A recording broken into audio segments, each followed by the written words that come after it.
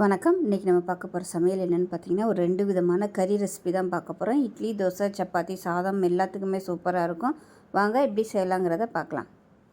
Cooker எடுத்துக்கலாம். Measuring கப்பில் 1/2 cup அளவுக்கு பாசிப்பருப்பு எடுத்துருக்கேன். அதே மெஷரிங் கப்பில் 1/4 கப் அளவுக்கு துவரம்பருப்பு எடுத்துக்கலாம். இப்போ அது நல்லா கழுவிட்டு வந்துடலாம். நல்லா கழுவிட்டு வந்தாச்சு. இதில் பார்த்திங்கன்னா ஒரு 4 டம்ளர் அளவுக்கு தண்ணி சேர்த்துக்கலாம். சேர்த்துட்டு இப்போ தேவையான அளவுக்கு மஞ்சள்தூள் சேர்த்துக்கலாம். இப்போ இதில் ஒரு 1/4 டீஸ்பூன் போல் மஞ்சள்தூள் சேர்த்துட்டு ஒரு 2-3 சொட்டு நல்லெண்ணெய் விட்டுக்கலாம். நல்லெண்ணெய் இல்லை தேங்காய் எண்ணெய் எதுனாலும் விட்டுக்கோங்க. பொங்கி ஊற்றாமல் இருக்கிறதுக்காக பருப்பு நல்லா சீக்கிரம் வெந்துடும். இப்போ குக்கரை மூடி வச்சுட்டு நல்லா ஒரு 5 விசில் விட்டுட்டு ஸ்டீம் போனதுக்கப்புறம் பார்க்கலாம். இப்போ மிக்ஸி ஜார் எடுத்துக்கலாம். இப்போ இதில் பார்த்தீங்கன்னா ஒரு 1/4 மூடி துருவின தேங்காய், 4 சின்ன வெங்காயம், 1 டீஸ்பூன் போல் சீரகம், 4 பச்சை மிளகாய், இது எல்லாத்தையுமே மிக்ஸி ஜாரில் சேர்த்து நல்லா நைஸாக அரைச்சிக்கலாம். இப்போ பாருங்கள், தேங்காய் பேஸ்ட் வந்து அரைச்சாச்சு. அந்த தேங்காய் வந்து நரன்னு தெரியணும், அந்தளவுக்கு அரைச்சிக்கோங்க. ரொம்ப நைஸாக மையமையாக அரைக்க வேணும்.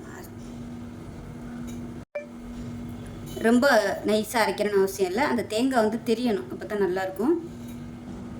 இப்போ பருப்பு வேக விட்டது எப்படி இருக்குன்னு பார்க்கலாம்.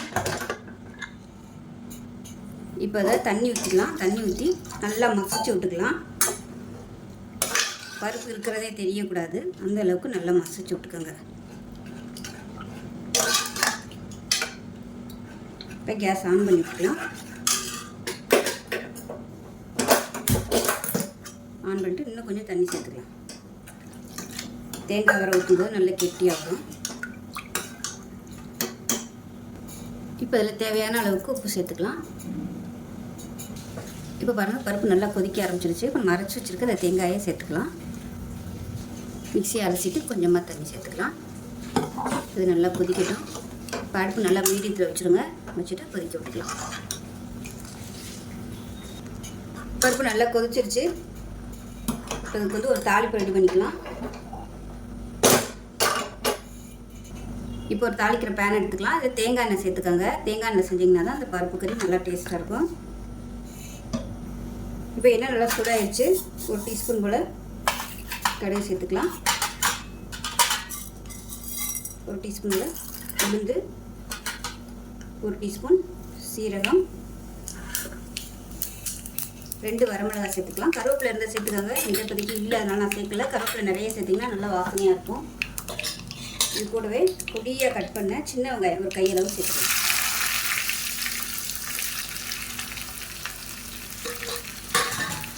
இந்த சின்ன வெங்காயம் நல்லா வதங்கணும். அப்போ தான் நல்லா டேஸ்ட்டாகவும் வாசனையாகவும் இருக்கும்.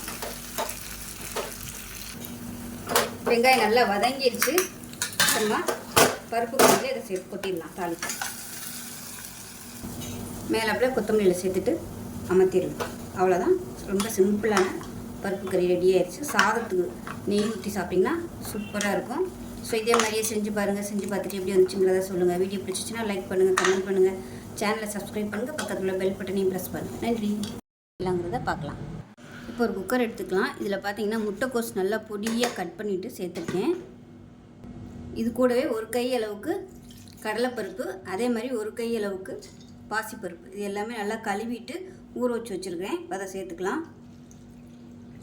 இப்போ இதுக்கு தேவையான அளவு தண்ணி சேர்த்துக்கலாம். மெஷரிங் கப்பில் 1 கப் அளவுக்கு தண்ணி சேர்த்துருக்கேன்.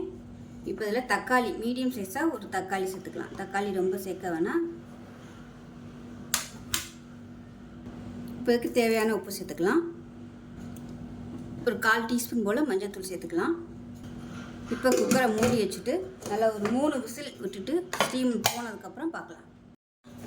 இப்போ நமக்கு முட்டைக்கோஸ் நல்லா வெந்திருக்கும். இப்போ இது வந்து தனியாக இருக்கட்டும். இப்போ ஒரு கடாயை எடுத்துக்கலாம். தேவையான அளவுக்கு எண்ணெய் விட்டுக்கலாம். இப்போ எண்ணெய் நல்லா சூடாயிருச்சு. ஒரு டீஸ்பூன் போல் கடுகு சேர்த்துக்கலாம். கொஞ்சமாக உளுந்து சேர்த்துக்கலாம்.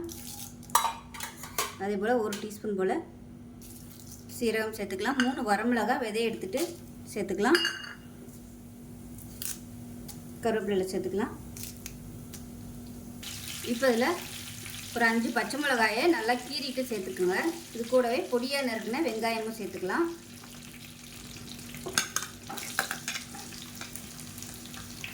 இது கூடவே ஒரு 5 பல் பூண்டு சேர்த்துக்கலாம்.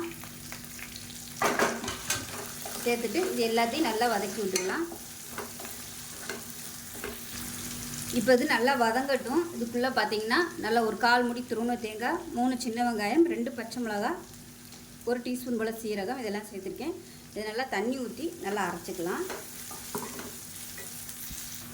இப்போ பாருங்கள் வெங்காயம் நல்லா வதங்கிடுச்சு. இந்த ஸ்டேஜில் நம்ம வேக வச்சுருக்க இந்த முட்டைக்கோசு, பாசிப்பருப்பு, கடலைப்பருப்பு இது எல்லாத்தையும் சேர்த்துக்கலாம். சேர்த்துட்டு நல்லா கலந்து விட்டுக்கலாம்.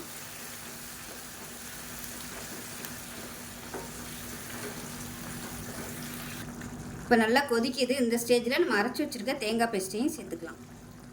ஒருவேளை உங்களுக்கு ரொம்ப தண்ணியாக போச்சு அப்படின்னா ஒரு 3 டேபிள் ஸ்பூன் இல்லை 2 டேபிள் ஸ்பூன் பொட்டுக்கடலை சேர்த்துக்கோங்க தேங்காயோட. இப்போ உங்களுக்கு நல்லா கெட்டியாக வந்துடும். இதை நல்லா கலந்து விட்டுட்டு உப்பு செக் பண்ணி பார்த்துட்டு உப்பு சேர்த்துக்கோங்க. இப்போ பாருங்கள் கூட்டு நல்லா கொதிச்சிருச்சு. சிம்மில் விட்டு நல்லா கொதிக்க விட்டுக்கோங்க. இப்போ பாருங்கள் லாஸ்ட்டாக கொத்தமல்லியில் சேர்த்துட்டு அமர்த்திடலாம். சூப்பராக இருக்கும். சாதத்தில் போட்டு பரட்டி சாப்பிட்றதுக்கு அருமையாக இருக்கும். ரசம் சாதத்துக்கெலாம் தொட்டு சாப்பிட்டோம்னா அருமையாக இருக்கும். ஸோ இதே மாதிரியே செஞ்சு பாருங்கள். செஞ்சு பார்த்துட்டு எப்படி வந்துச்சுங்கிறத சொல்லுங்கள். வீடியோ பிடிச்சிச்சின்னா லைக் பண்ணுங்கள், கமெண்ட் பண்ணுங்கள், சேனலை சப்ஸ்கிரைப் பண்ணுங்கள், பக்கத்தில் உள்ள பெல் பட்டனையும் ப்ரெஸ் பண்ணுங்கள். நன்றி.